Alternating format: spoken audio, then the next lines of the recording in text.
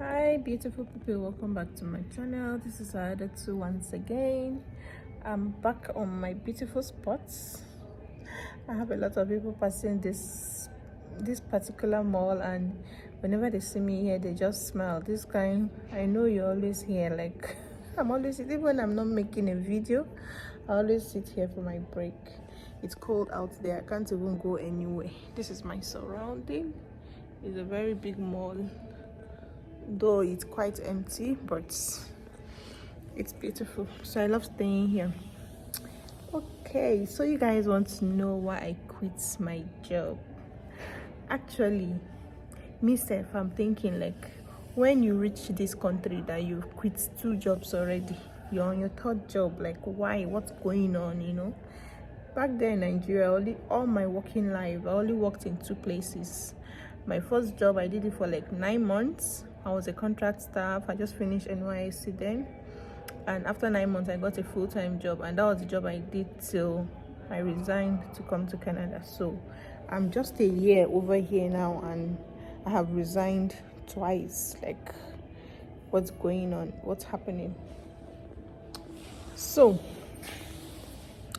I worked in 2 places. Some of you that know me personally know where I worked, but for the purpose of this video, I'm just going to tell you the industry, So I actually worked my first job when I landed. I came in September of 2022, and by October 17th, I got a restaurant job. It's one of the biggest restaurants in the world. Yeah, I can say so.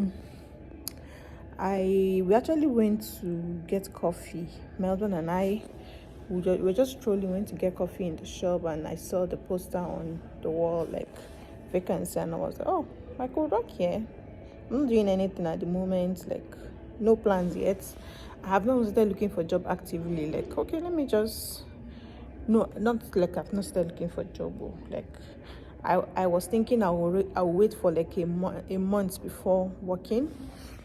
But I just said I could do this job. I just copied the number and I applied, and everything was within a day. Within 2 days, I got the job and I started working. So I did the job from October till January of 2023. I lasted 4 months, approximately 4 months, and the plan was not for me to last that long. So you know how you get a job, you now get busy, you don't even have time to even think of your life, or you don't, and the little time you have, you just want to use it to sleep, to gather your energy, and the next day you're up again. There's a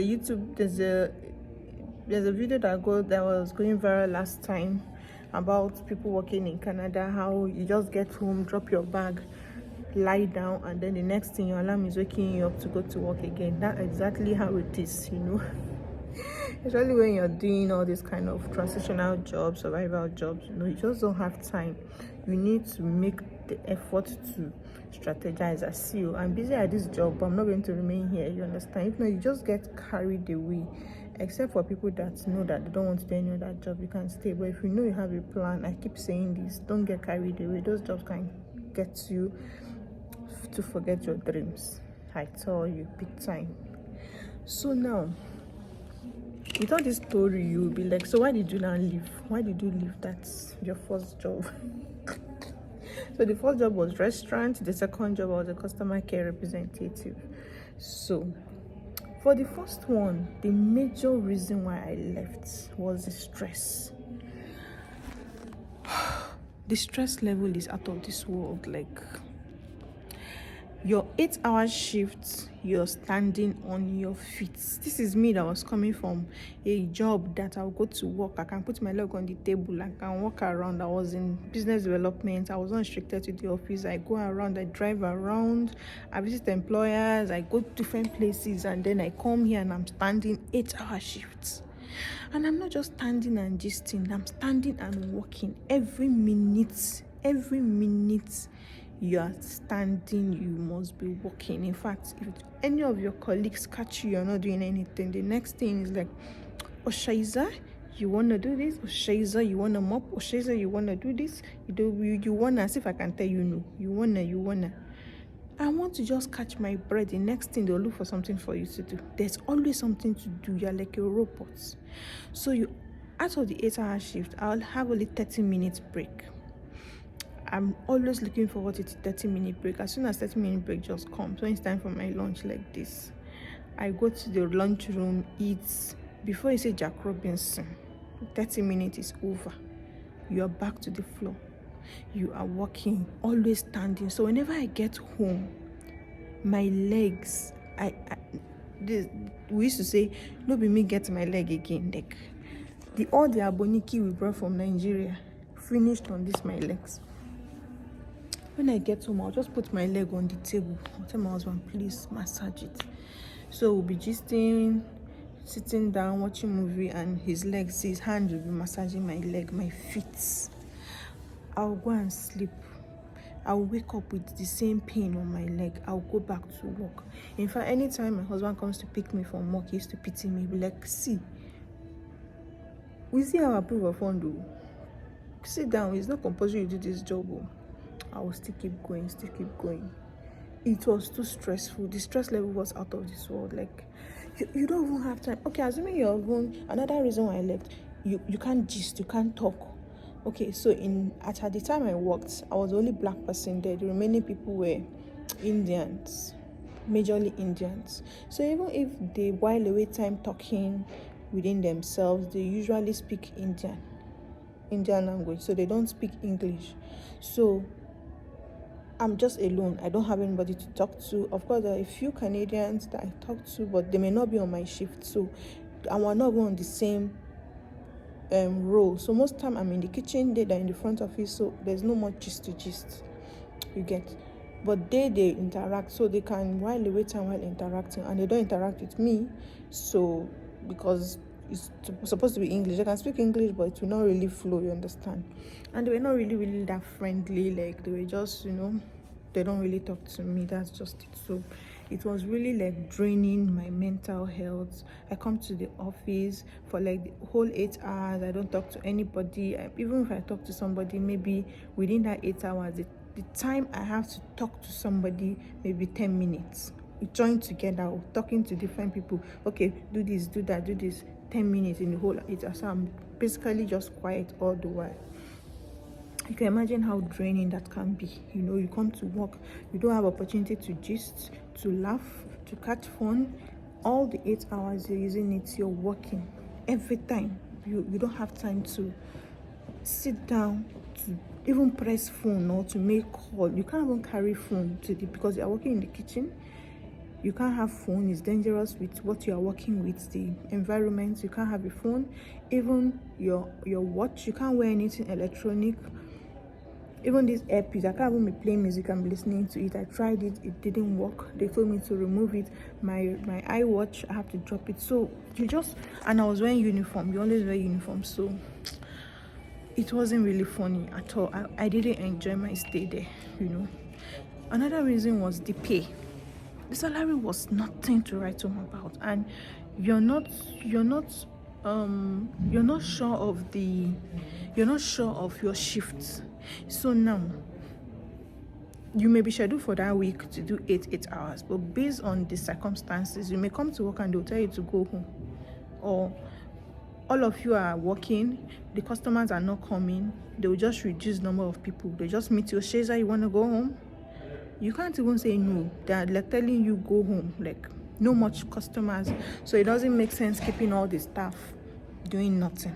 They just want everybody to be busy. So if the customers are not much, they reduce the number of hands, not even minding the fact that the next 1 hour the weather may change, the rain may stop, the snow may stop, there may be break in 1 hour's time where people will be coming in to eat, and then the few people available will now be the ones to do all those jobs. So sometimes when I'm told to go home, the number of people available, maybe 3 of them, will now have to do the work that 6 people were supposed to do, and they told those other people to go home. You understand?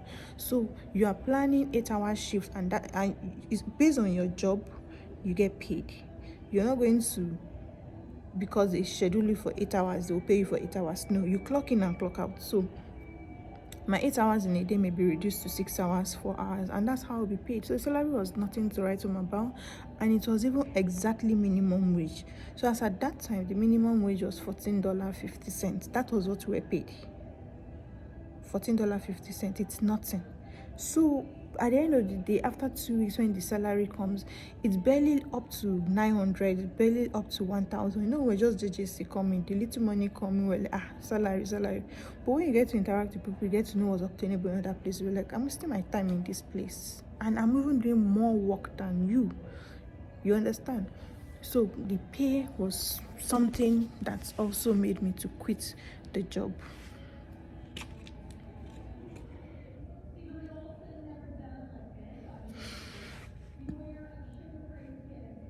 Another reason why I quit the job was because even though I was looking for a Canadian experience, it's not really a job that you could put in your CV that I have worked in so and so place, except if you want to move from one restaurant to the next restaurant. Maybe you want to move from restaurant A, maybe for example you work in Tim Hortons, you want to move to McDonald's, or you want to move to Smithy's.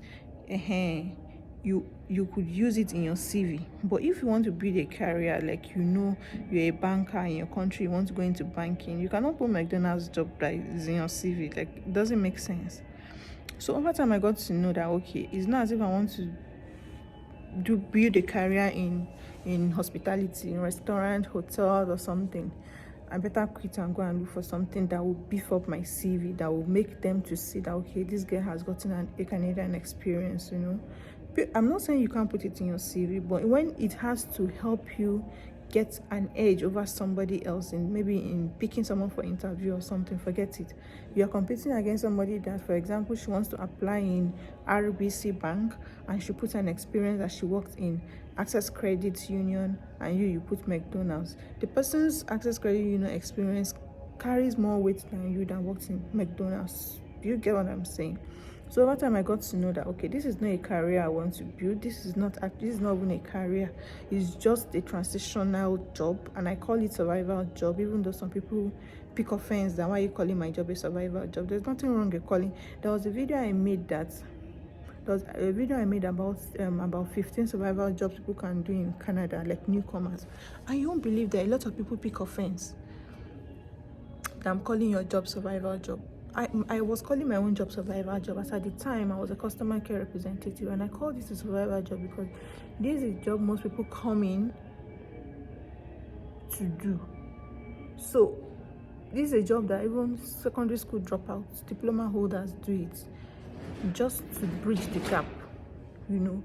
Over time you get to know that, yes, this job not survival job, except if you want to also build a career in customer care. You can work in maybe Bell MTS, you now move to Shaw Communication, or you move to Manitoba Hydro in the customer care representative role. You're building a career, it's fine. But I'm telling you, all these roles are transitional jobs and are like survival jobs, you understand? So I just thought, let me not waste my time. And as at the time I realized this, I had spent too much time, I had relaxed too much. To me, 4 months was too much to waste in such a job. 1 month, 2 months was okay for me to work there, to learn 1 or 2 skills and to leave, you understand? But I stayed too long over there.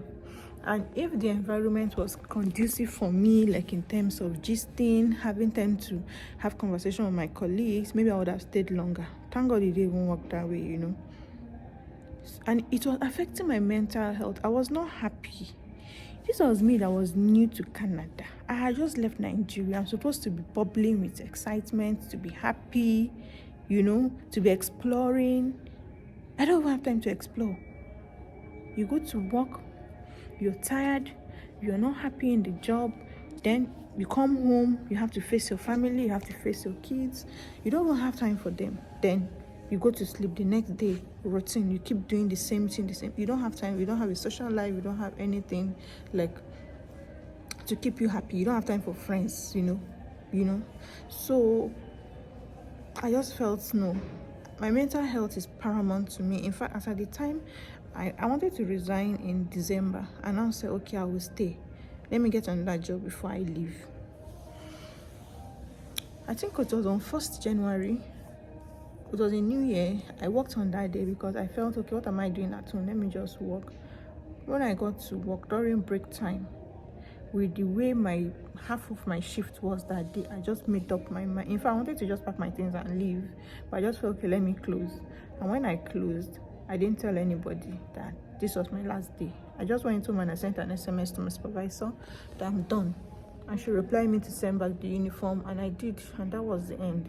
As at the time I left, I did not even have another job. I didn't have another job. I was applying here and there, but nothing tangible had come, and I resigned because my mental health was like, I was drained, I was tired. And do you believe 1 month, 2 months after leaving that job, that I stopped going to that job, I still had leg pain. I would still wake up as if they put stones on 2 of my legs, like I can't walk. I have to keep massaging. It took time, over time, for the pain to now wear away. That's to show you how stressful it was. The people I still left there, I still see them in that job. I don't know how they are doing it though. Me, I'm not built for suffer head or to endure such a pain, no. Or maybe if I stayed longer, I'll get used to it. But up to 80% of people I left are still there. I still go to the restaurant for lunch and I still see them there. I don't know how they are doing it. So that's that for my first job. As I was a crew member in a restaurant, so that's that for that. That was why I left. So coming to my second job now, I got the second job I started the second job in February, second week of February of the same year. That was like 2 months, a month plus after I left the first restaurant job, and it was a customer care representative role. So I was working with a telecoms company actually. So it was a work from home role, and you know how everybody will feel, work from home, you have time, it's a good job, you have time for yourself, no stress, no driving around. That was what I thought when I took the job. So for the first month, we were trained, we were not really receiving calls, we were not doing our job yet, we were just on training. So it was like free money, we'll be trained on training every day. We'll resume closed, and it was paid training. They paid us for the whole month. So when they now released us to now start taking calls, that was when reality dawned on us. Like, we're in for it. Like, so the first major thing that was an issue for me was, at that time, I didn't have time for my kids. So when the job was advertised, they were advertising just for evening role. Evening roles start from 2 p.m. to 11 p.m. So, and I'm not a morning person, I like sleeping. So even when my kids go to school in the morning, I go back to sleep. When they go to school, 8:30, I take my breakfast, I go back to sleep. I wake up like 1 p.m., get ready and resume work by 2 p.m. Everybody will feel, this is a good job. Now you have time to even cook lunch. I'm able to cook lunch, keep for them, so that when they come from school, 3:30, they will have something to eat, But I was suffering. My kids were suffering. Because why? I resume work 2 o'clock and they close 3:30. So the boss drops them home in front of the door. They come in. They don't necessarily have to come to my office upstairs where I'm working, because everything is set for them. They remove their uniform, everything. So, okay, in between, I used to have 30-minute break. I used to have 1 hour break also, but it's 15 minutes, another 15 minutes, then 30 minutes. You take it at different times. You can't take it at the same time. So my first 15-minute break is usually 3:30. So as kids are coming in, I have that 15 minutes. I just tell them, okay, remove your uniform, eat your food, put your food flask in the sink, get dressed, change and all that. Not uniform, remove your clothes, like arrange them and all that. Then I rush back to go and work. Then the next 30-minute break is usually maybe around like 6:30. 6:30, I have 30-minute break. I eat, I do 1 or 2 things, I see them and all that. Then the next 15 minutes, by the time I have my next 15 minutes, the children go to bed like 8 o'clock, 8:30. And my next 15-minute break is usually like 9:15, 9:30. By then, most of the time, they've gone to bed.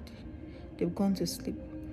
So when they wake up in the morning, we prepare for school. I prepare them for school. They go to school. So all those bedtime routine, preparing them for bed, sitting down with them when they come from school, gisting with them, playing with them, watching movie with them was cancelled because as at that time I'm working. And coincidentally then there was an issue in my first daughter's school. She had an issue where she now went to mention it that this is the kind of job I do. This is time this is the time. There's no really time that I spend with them at that period. So you won't believe the school called me and asked me about my job and told me I have to find time to spend with them. My husband is also there, but this had to do with me. I'm their mom.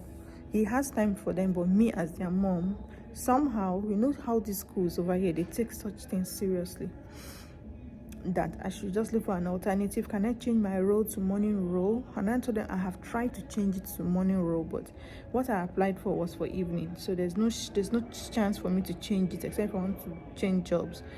And I promised them that, okay, I'm going to look for another job. So that was already an issue for me, you know. I even told them whenever they have issues, if they want to gist with me, if I'm not busy, they can come upstairs in my office. But whenever a call comes in, they have to be quiet and leave. But it was not really working. So I just knew they were not having enough time for me. I was not having enough time for them. That was a major thing. So secondly, the salary was not even there. So I left the job was $14.50 and I was receiving $15.50 in this particular job. So of course my 8-hour shift was complete. It doesn't change. Like, in fact, there's no time that I didn't complete my shift, because it's not like there's always customers to call, you understand? They don't cut off your shift for you. So the salary was not really, it was not even gang like that. And you know, at that time we started accumulating bills, started paying more bills and all that. So the salary was not even motivating for you to even endure all the things that the job is even posing. It was not really interesting. $15.50 as a customer care representative. So another major issue was the customers. So I have different full-fledged videos about my customers, how most of them are nice. They're patient, they're nice, they're understanding, they're polite. But you see those other few that are rude, that are racist, and are very, very they don't understand. You understand? Those ones are enough to even make you hate the job, even though most people are nice, you know. You resume work happy, you close sad. I tell you, there was a time I was on a shift, I was almost crying. In fact, I will even say I cried, but I had to hold myself because I knew after that call, the next minute another call will come in. I need to compose myself. I cannot cut off my call and say I want to cry. No, I'm already on shift, calls coming back to back. So I needed to hold myself. I was almost crying. Imagine they would just insult you. Can you pass the call to someone that speaks English? I don't understand you. They'll be calling you the B word, like the F word. Though we have a policy that if a customer is being rude, you warn the customer 1 time, 2 times, 3 times. The 3rd time you can cut the call. But it's not every time you can cut call. When it comes to your accent, they are not understanding. They don't want to understand. The polite ones will tell you, so sorry, you have a very heavy accent. I'm trying very hard to understand you. Please, can you talk slowly? Those ones, maybe they have sense. Another one wants to just pick the call. They just hear, hi, my name is Keniko. They just cut the call on you because they hear your accent. They'll prefer to call again so another agent to pick. Outrightly, they'll tell you, I hate your accent. Like, just making you feel so terrible. Then you are trying to explain to them. Some of them will not want to understand. They will tell you to in fact, some will even pick the call. When you pick the call, they don't want to explain to you what they want. They'll just tell you, please pass the call to your manager. I cannot pass call to my supervisor or to my manager without hearing what the issue is. I have to be able to try to help you, and if I cannot help you, I'll escalate to my manager. Lie. Just pass the call to your manager. Or maybe they feel you cannot attend to them, or they just feel they don't understand your accent. They just tell you, pass the call to your manager. And you cannot even be rude. If it's one-on-one, like it's me and you, trust now. But this one, your calls are recorded. Your calls are recorded. You have to be polite. No matter how annoying they are, you have to try your best to be polite to them and be nice to them and try to answer their inquiries. Some of them will just call you. Maybe they are sad. They want to pass their sadness to you. I don't even understand. People are terrible. People are terrible in this world. I swear down. And in all fairness, yes, anybody that picks up a call to talk to a customer care, you're not calling to say I'm enjoying your services, I love your services. No, most times you have a complaint. It's understandable you are angry at that point. Then the person that will now pick the call will now be speaking heavy accent, just like how I'm talking. So you can't help it. We're all in Canada. Canada is made of different, diverse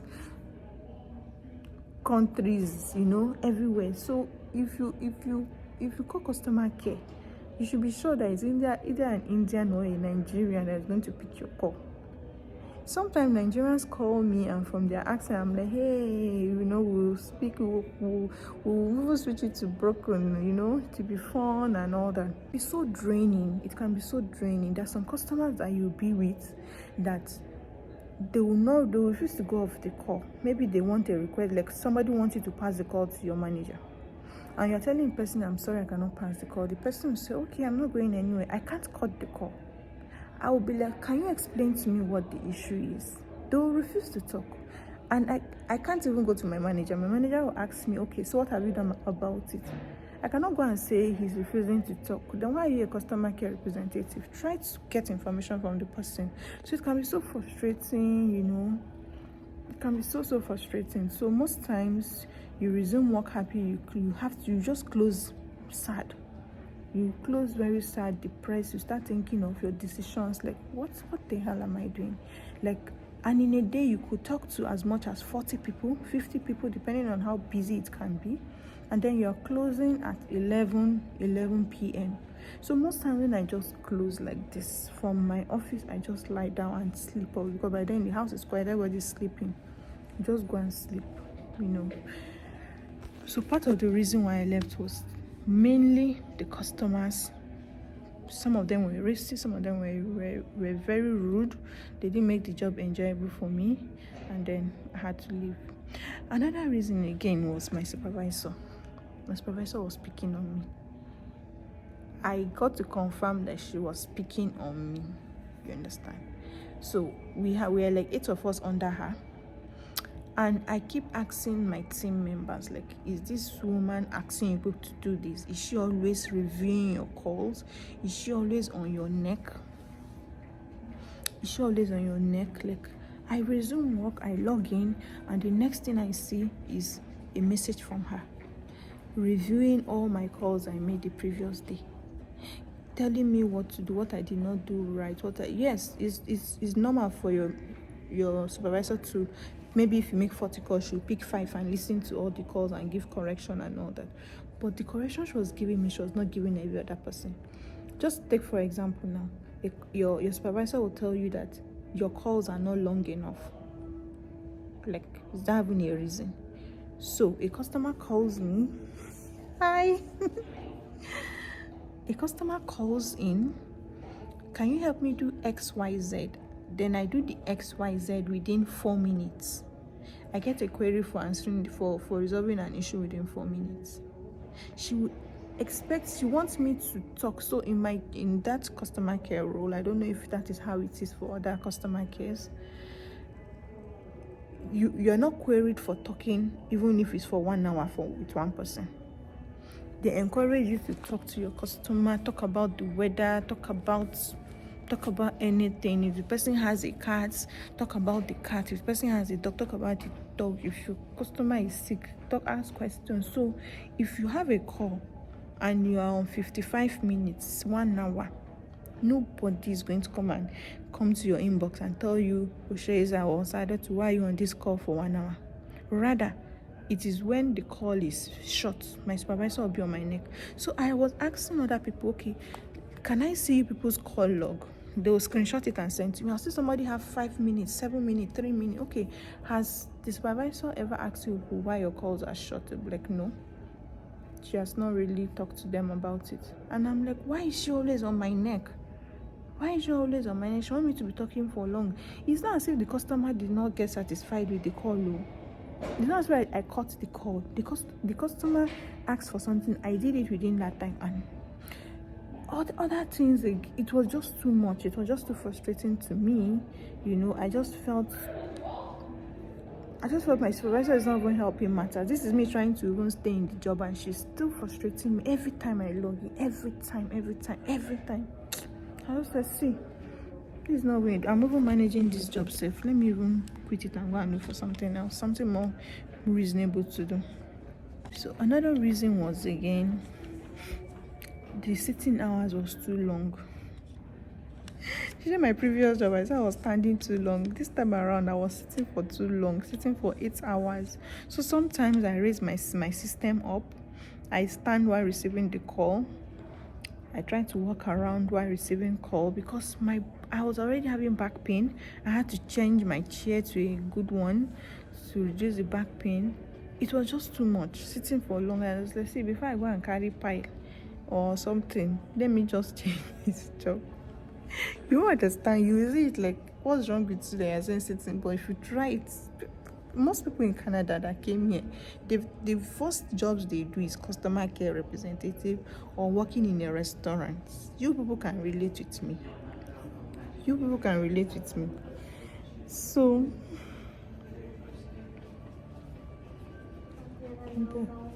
that was a major issue for me. I was sitting down for too long. So I find myself maybe 4 hours into the job, I will stand up, I'll put my earpiece, my earphone was connected to my system. So I get to stand, but I'm connected to my system. So I can't even walk for long distance from my table, from my desk. So I was sitting down for too long, and it was becoming too stressful for me. I just felt, I want a job that I can sit when I want to sit, I can stand when I want to stand, I can go around when I want to go around. The pay is not even fantastic like that. And I was doing all this stress. So why? I tell you people, the time I resigned this job, I said it in my previous video, when I resigned this job, I didn't have any other job. This current job I'm doing, I had not gotten it yet. As at that time, my husband had a surgery that he was not working, he was not being paid. I told him that, Oga, I'm resigning this job. I was like, no, you don't do that. As a family, one person is supposed to be bringing income to the house. Just be patient. I say I'm not patient anything. And I resigned. Imagine when you are happy that you want to resign. I've never seen something. I was excited. Like, my mental health was a mess. The day I resigned, the kind of happiness that was in me, you won't believe it. Like, that was why I resigned that job. And then I now apply for this current one I'm doing, and so far so good. Each day, each passing day, I'm enjoying the job. I'm getting more confident at the job, so it's making me to like love it more. There's nothing like you waking up in the morning and being happy to go to work. All those other jobs, I wake up in the mornings with one kind of long hiss, and it was affecting everybody. My children will not even do anything. I'm shouting on their head. My husband, that one, he received his own. Why? Because I was not happy. Doing the job. But for this, I wake up in the morning, I'm happy, I'm going to go to work, I'm going to do this and that. When I close, I feel fulfilled, I've done something, It's not a perfect job, but so far so good. So far so good. It's in my career line. I'm building a career. I know I have a focus. I know this is what I've always wanted to do. Even my husband one time was like, so this is what you really wanted to do. I'm like, yeah, this is what I really wanted to do, and that's how it's supposed to be. So for you out there that feel I've been like you feel you don't want to resign because let me just manage, you will get another job. Are you not in Canada? You will get another job. Your mental health thing, there's nothing more important than that. Even when you're hungry, you don't have money, as far as you are sane, as far as you're sane, it goes a long way. You can have money, you can have everything, but when you are not happy, it will show. So why not be happy? In that happiness, you use it to focus. In that happiness, you use it to look for something better. Yeah. So those are the reasons why I resigned my 2 jobs in Canada. Please like this video and share if you have to, and comment down below if you've also resigned any job in Canada since you came in. Thank you so much for watching to this point. You have a nice day ahead. Bye.